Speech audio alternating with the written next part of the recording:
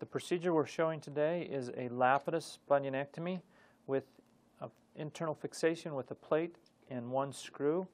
The incision can be extended distally for removal of the prominent bunion and soft tissue correction, and then approximately over the first metatarsal cuneiform joint for placement of for internal fixation of the plate and the fusion of the joint. So extend the incision distally and proximally, carry the dissection through the subcutaneous tissue, taking care to retract the dorsal mediocutaneous nerve. You can see the extensor tendon. The nerve will be in here. Cauterize the bleeding vessels. Periosteal incision directly to the joint. Dissect out the joint so we can resect the cartilage to the subchondral bone, correcting the intermetatarsal angle, and fusing the joint for a stable first ray. You want to dissect enough to allow for placement of the plate and the screw. Carottage is certainly a technique to remove the subchondral bone. For our purposes, we'll be using a sagittal bone saw to resect the cartilage from the joint. We have the tibialis anterior extending into the medial portion of the cuneiform. Careful not to completely release its insertion. What we will be doing is resecting the joint to allow for fusion and reduction of the intermetatarsal angle. Removing more laterally than medially.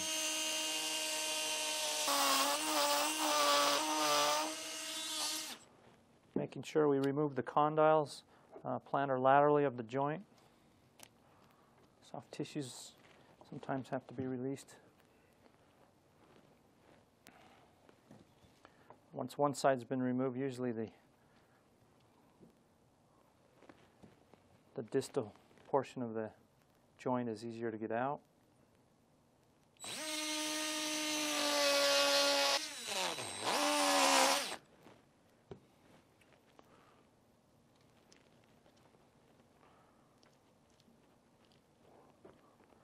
Base of the first metatarsal is then removed, trying to maintain as much subchondral bone as possible.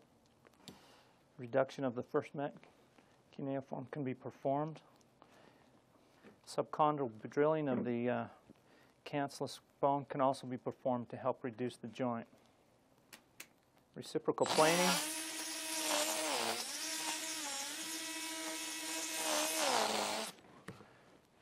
Allows for better reduction and apposition of the joint.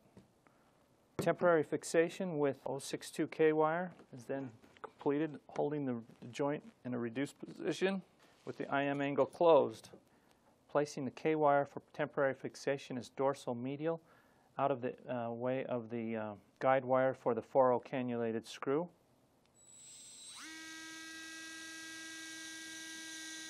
Next we'll be placing a 4-0 OrthoPro cannulated screw from dorsal distal to proximal plantar.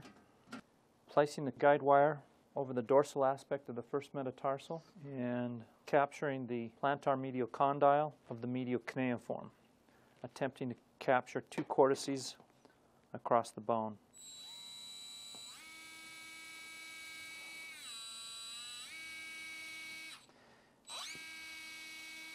Countersinking is performed. Then a depth gauge to measure the depth of the screw.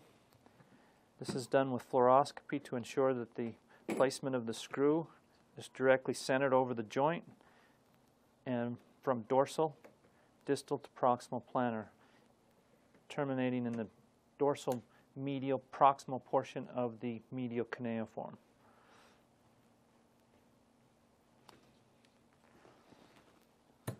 Normally between 35 and 45 is the length of the screw. This one will be approximately 45. We will overdrill to the subchondral bone of the medial cuneiform, just below the temporary fixation. Four-0 cannulated OrthoPro partially threaded screw placed across the joint.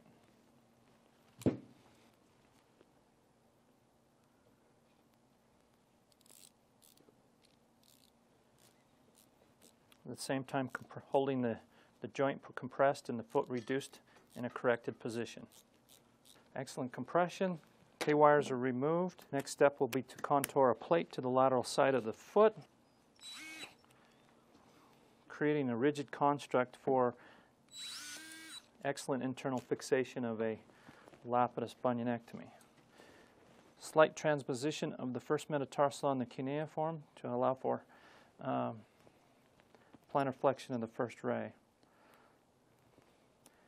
Next, contouring the plate over the first metatarsal cuneiform joint with holes dorsal half of the metatarsal to miss the foro-cannulated screw.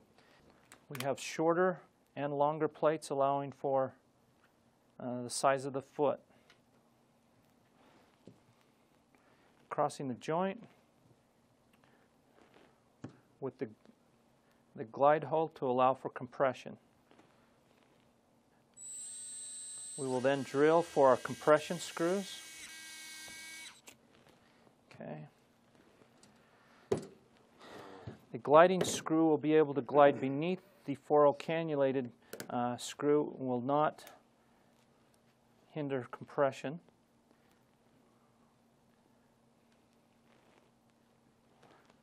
Passing both cortices. Depth gauge 20. Approximately, we will then fixate the plate with a locking screw directly to the bone. This is an elevated screw head, so a compression clamp can be placed over the screw head and further compression can be achieved within the plate. Most proximal screw is then placed with a locking screw guide. Drill guide is placed directly within the plate, ensuring straight placement of the drill.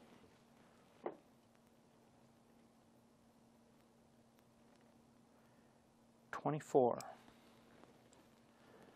These are fully threaded, self-tapping locking screws.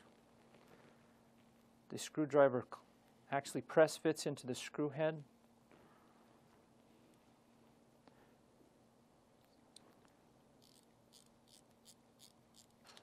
Screw will be both cortices.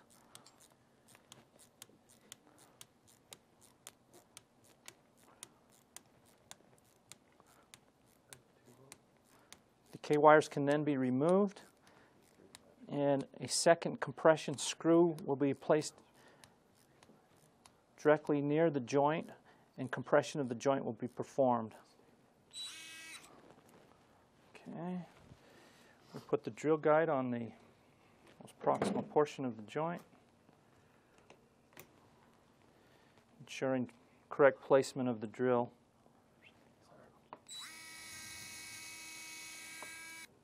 "22", compression screw. Again, this is elevated off the plate, so a compression clamp can be placed over these screws to further compress the joint if necessary. Tips rotate to allow for easy placement of the clamp across the joint. If you watch the joint, we'll squeeze it. You can see the further compression. This is then locked. The clamp is locked in place, compressing the joint even further. This allows hands-free compression of the joint. Further compression screws are then placed distally and proximally in the remaining holes.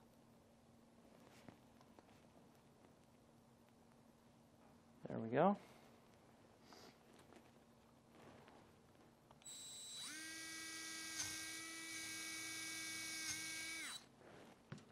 Depth gauge. Thanks. All while maintaining compression across the joint. This is the only type of plate that exists that allows manual compression on an internal fixation device. 18. Again, press fit screw heads, self-tapping screw, fully threaded screw, crossing both cortices and locking into the plate, providing excellent internal fixation, ensuring higher rate of fusion of the first metatarsal cuneiform joint. You can see the joint itself will maintain compression once the compression clamp is now released. Compression clamp is removed. The compression screws are then removed and replaced with locking or non-locking screws. A shorter plate can be used. We can have 3 screws distally and 2 proximally, or just 2 proximal and distal. Quick ratchet screwdriver allows for smooth, quick application of the screws. These screws are 3/5s. You can see planar transposition of the metatarsal on the cuneiform, excellent compression and non-locking screws, as well as locking screws in the metatarsal plate. This is a non-locking screw. This is a 3/5. Directly underneath the screw of the 4L cannulated screw.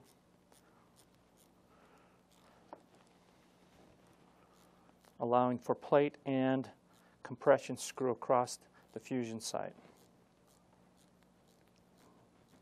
Potentially this allows the patient quicker healing time, allowing partial weight bearing earlier in the healing process. You can see that the compression has been performed because the initial compression screw was applied against the distal aspect of the plate. Now there's 1 to 2 millimeters of gapping, indicating that there's been at least 1 to 2 millimeters of compression across the joint. And then the cannulated screw can be retightened if necessary.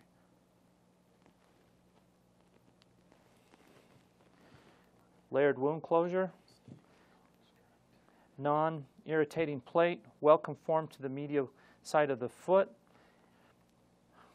Research has shown that locking plates with a screw combination seems to be, at this point, one of the better forms of fixation and construct for a Lapidus bunionectomy.